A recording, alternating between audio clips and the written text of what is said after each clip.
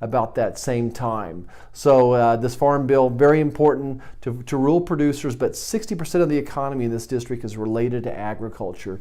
Just visited AGCO. They make farming equipment. If we don't have a strong farm economy, no one's going to be buying those beautiful sunflower discs that they just showed me.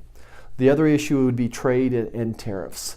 NAFTA is so vitally important to Kansas, to agriculture, to this country. Our number 1 and 2 customers out there for the United States is Canada and Mexico. We export $280 million of goods to Canada, $240 million worth of supplies of goods to Mexico. We only export half of that to China, around $120, $130 billion.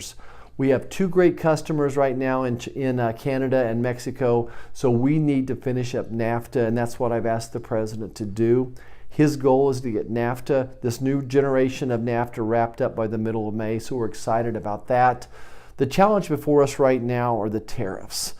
Agriculture is always the tip of the spear when it comes to retaliation from any type of tariffs, and we've seen that in my district already.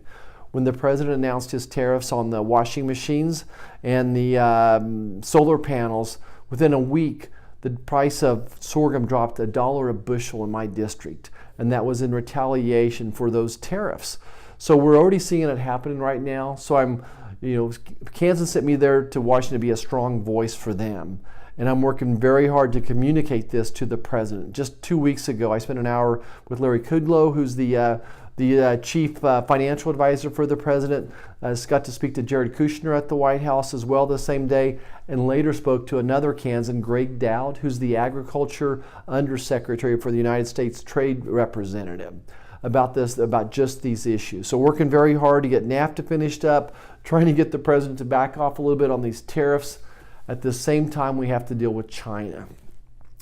China is a mess right now. We have a $575 billion deficit with them, trade deficit with them, but even worse than that, they steal $600 billion. Let me say this again. China steals $600 billion of intellectual properties every year from the United States. They do it by having fake Rolex watches and fake Nike shoes, and they steal our software. They undercut us across the world in dealings.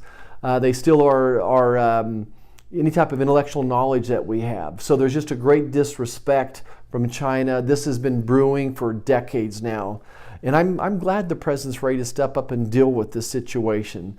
We cannot continue down the same path with China. We have to turn that around. It's going to be painful, though, for this country for a little while. But we need a different direction, and glad the President's doing that.